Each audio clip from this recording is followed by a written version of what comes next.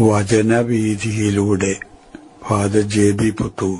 വിശുദ്ധ ലൂക്ക രചിച്ച നമ്മുടെ കർത്താവ് യേശുമിശിഹായുടെ പരിശുദ്ധ സുവിശേഷം.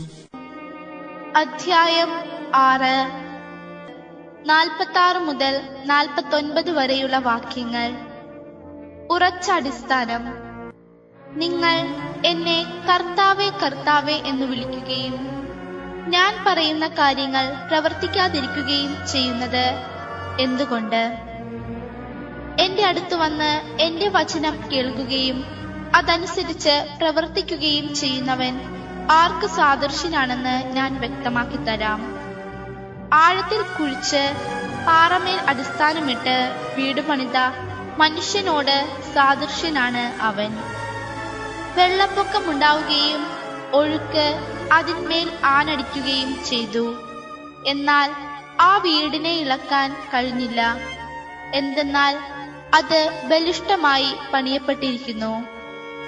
വചനം കേൾക്കുകയും എന്നാൽ അതനുസരിച്ച് പ്രവർത്തിക്കാതിരിക്കുകയും ചെയ്യുന്ന മനുഷ്യൻ ഉറപ്പില്ലാത്ത തറമേൽ വീട് പണിതവന് തുല്യൻ.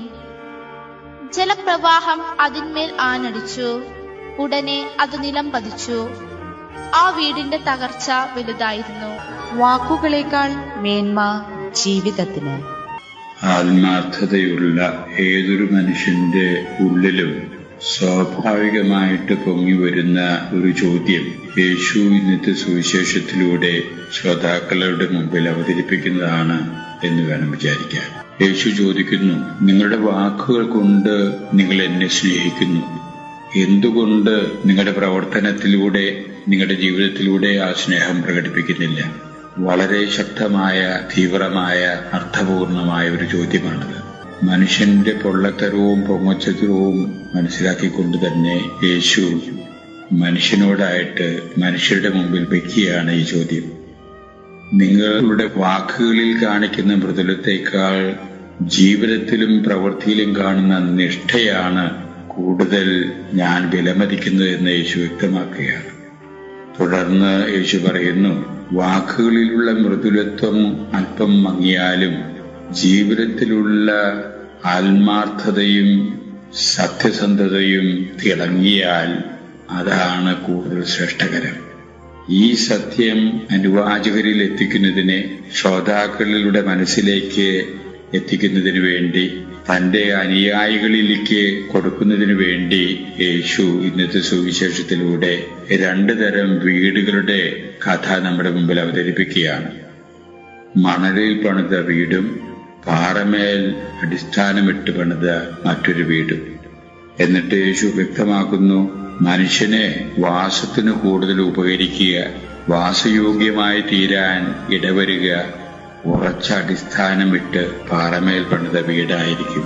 മണൽ വീട് പണി പെട്ടെന്ന് നടത്താമെന്ന് വരികിലും അത് ലാഭകരമായി തോന്നാമെന്ന് വരികിലും എളുപ്പത്തിലും ലാഭവും ആ പണിയിലെ കണ്ടെത്താമെന്ന് വരികിലും മനുഷ്യനെ സംബന്ധിച്ച് അത് വാസയോഗ്യം അല്ലാത്ത സ്ഥിതിയിലേക്ക് അത് നീങ്ങാനിടവരും.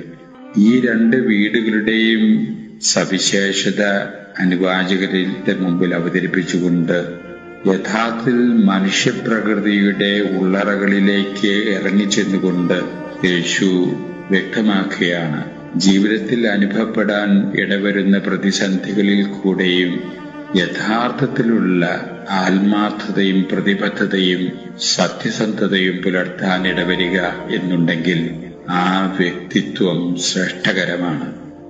എന്നാൽ ബാഹ്യമായിട്ടുള്ള ചില വേഷം കെട്ടലുകളും ചില മൃദുലമായ സംസാര രീതിയും കൊണ്ട് നമ്മുടെ ജീവിതം അർത്ഥപൂർണവും ഫലപ്രദവുമാക്കാൻ സാധിക്കില്ല മക്കളെ എന്ന് യേശു നമ്മോടായിട്ട് പറയുന്നത് നാം സ്വാംശീകരിച്ചെടുക്കാൻ സാധിക്കുക എന്നുണ്ടെങ്കിൽ ഇന്നത്തെ സുവിശേഷത്തിന്റെ ചൈതന്യം ഗ്രഹിച്ചു എന്ന് വേണമെങ്കിൽ മനസ്സിലാക്കാം.